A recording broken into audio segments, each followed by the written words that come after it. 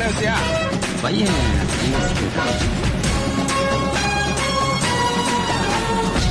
யாருன்னு இது? ஏன் அண்ணன் ஊர்ல இல்லையா? யாருன்னு அது?